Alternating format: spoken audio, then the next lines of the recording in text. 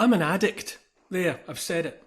I'm an addict, but I am in the process of recovery.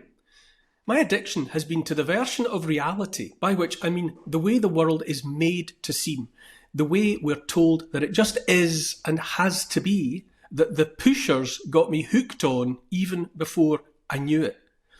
It's a hard habit to break, to put it mildly, because the pushers have tainted everything that they've addicted us to, sometimes metaphorically and sometimes literally. For a start, they push food that is literally bad for us and literally addictive. Ultra-processed food, laden with artificial colours and flavours, preservatives to let them sit on the shelf for ages, thickeners, emulsifiers, artificial sweeteners, you name it, the list is long. There's dark talk of putting mRNA in there as well. Heaven help us. The link between food that is bad for us and obesity, heart attack and stroke and a host of other ailments is a straight line. The West is packed full of fat, sick people, and the explanation is in large part the food. The pushers have people in their millions on the products pushed by Big Pharma, painkillers, antidepressants, sedatives for kids. Rather than address root causes, modern medicine just medicates. Take this pill, you'll feel better. I say big food and big agri make people sick, and Big Pharma steps in and treats the symptoms for a lifetime. There's no more valuable commodity after all, no better investment than a sick person who never gets well. But the addiction I'm talking about is all around us, like the air we breathe. In fact, it might even be in the air we breathe. I'm talking, for instance, about the mass media owned and controlled by a handful of entities. Mass media runs cover for the powerful, pushing whatever will keep most minds distracted from the real threats to their well-being by stoking fear about anything and everything.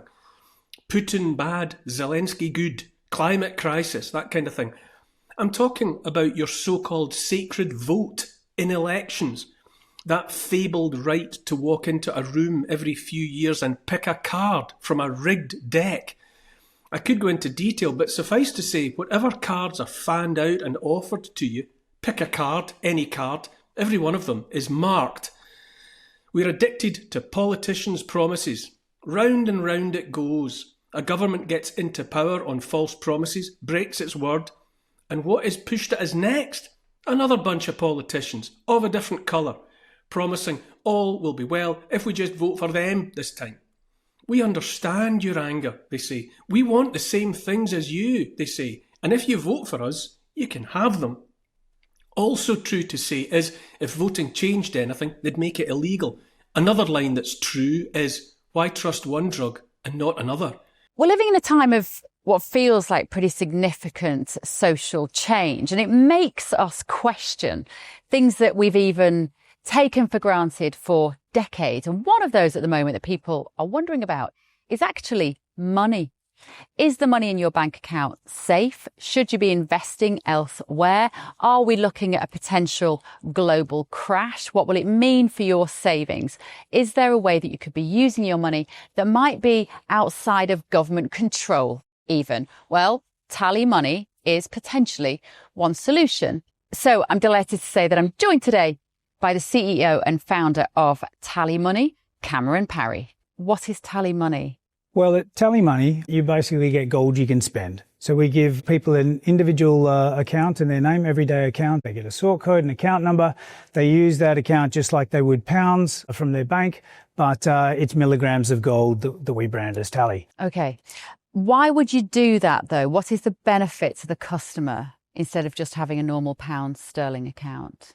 Gold's performance against the pound is above 11% per annum over the last 25 years on average. But we still need money in our daily lives, and we have savings. We know that it's good common sense and prudent to save up for things, not just living credit. You know, whether it's a holiday or a rainy day, your retirement planning, you need to have money in your life, basically, that you can rely on, that's dependable, that nobody meddles with, that nobody can weaponise against you, which is another element of government control when it's the government currency, which we could talk about another time. And it should be pretty simple and straightforward, and that's what we deliver at Tally. And really, we just want people to feel safe and happy with their money. There was a time when the bigger your bank balance, the more confident you felt. Now it's like, I need to do something with it. I can't leave it there. In Tally, you can. Okay, brilliant. Cameron Parry from TallyMoney, thank you so much. Thank you, Bev.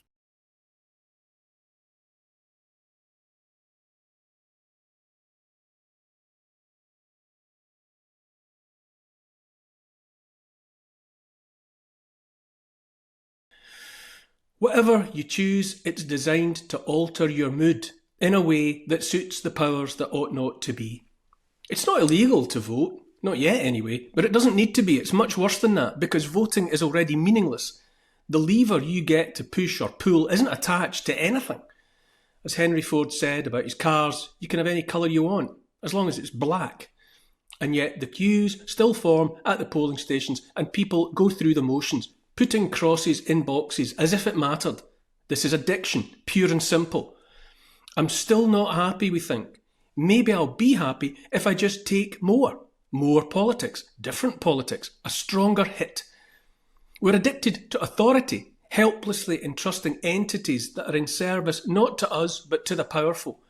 But despite that, we look to government, the courts, the civil service and the like, all of them pushers of the lie that we are a free people living in a free country. We are addicted to fiat currency, the false coin pushed on us by the banks and demanded in exchange for everything from the food we eat to the rent and mortgages we service like robots to keep roofs over our heads. We get our kids addicted to the same drugs too. Give me the child, as the saying goes, and I'll show you the man. Show us the addict more like. So we hand our kids off to the pushers right away. Even registering a birth is a handover when you think about it. Asking for a bit of paper with your baby's name on it, as if that baby isn't real until the registrar says it is.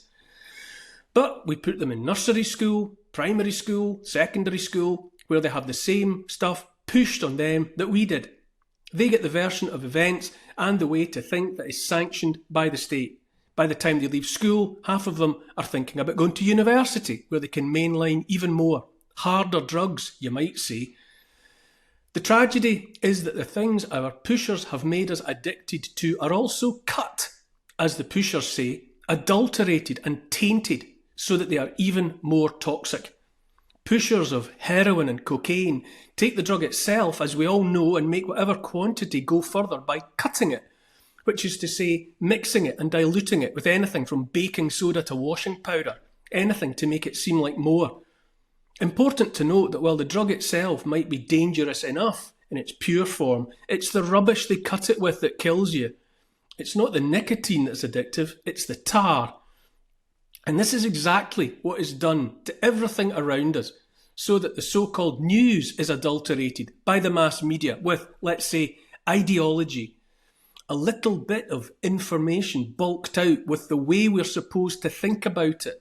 Whatever the masses are supposed to think, believe, is tainted with more and more state-endorsed indoctrination. The food in the supermarkets is the same. What was once whole food is cut with additives and preservatives that make a ready meal, a ding dinner for the microwave, last for months.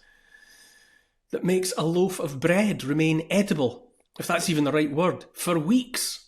There's bread out there you can buy that you can leave in the cupboard while you go on holiday, and when you come back it'll still be soft. Somewhere inside we know this can't be right. Just this.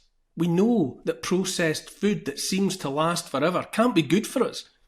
We're addicted to heroes, which is to say the childish belief that someone good and strong will come and save us. No matter how many times we're let down, or no matter how long we wait, still we're addicted to the thought we don't have to do it for ourselves, that we should just hang on in there, heads down and not making a fuss about anything until the saviour comes and slays the dragons while we just sit and watch. This is addiction. I said we're addicted to fiat currency, and we are made that way, persuaded there's no alternative to their funny money. But the currency they push is cut as well, literally, and to a greater extent than any heroin or cocaine is cut. The number in your bank account is just that, a number. It's only as real as you believe it to be. Long ago the banks started cutting the currency as well, with anything but value, which is what it should have, in the same way food should be nutritious, which is to say they just print paper with numbers on that have no connection to reality. By now, the pound or the dollar or the euro or the yuan or whatever is so diluted by quantitative easing that it's literally worthless, no value. Britain's bankrupt. The world is bankrupt. We're not just in debt, we're addicted to debt, begging for more and more debt all the time. We all know what happens to addicts. Either they end up with nothing on the street, caring about nothing but the next hit of whatever they're addicted to and ready to do anything for it, or else they get picked up by the authorities and put on a substitute for their drug of choice. Methadone for heroin addicts, that kind of thing. That's just swapping one addiction for another.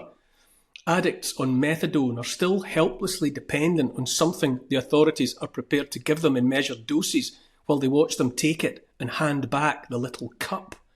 Perhaps most dangerous of all, we are addicted to the convenience of it all. Convenience, the ultimate C word. This matters now because the pushers know their old drugs aren't having the same effect anymore. Fewer and fewer people are getting the hit they used to. So the pushers have cooked up new stuff. I'm talking about central bank digital currencies, CBDCs, for instance, to replace the currencies that are so weak everyone is noticing. I'm talking about digital IDs, the new max strength painkiller to treat all ills. Whatever you're scared of, whatever you want rid of, digital ID will take it away. This time there won't be any choice. We've already been told digital IDs are mandatory. There's virtual methadone as well, the offer of 15-minute cities where hopeless addicts might wander in a haze of virtual reality and sedatives, watched by the pushers round the clock by a 24-hour surveillance technology. I said I'm an addict. Admitting it is the first step. Once an addict, always an addict, and I know I'm still in the process of getting clean. I stay away from the mainstream news as much as I can, but I still take a cheeky hit now and again. Can't help it. I'm still trapped by fiat currency because I haven't worked up the nerve to find an alternative that will let me pay my bills. And just as hard is trying to keep away from all the rubbish in the food supply, when the rubbish is in everything under the sun. I'm coming to the conclusion that there's a day coming, and soon, when I'm going to have to stop weaning myself off bit by bit and just go cold turkey. It'll hurt for sure, but in the end, it might be the only way to kick the habit once and for all. Are you with me? Thanks for watching GB News Originals. If you've enjoyed this content, please click and subscribe. And if you haven't done so already, go to the App Store and select the GB News app.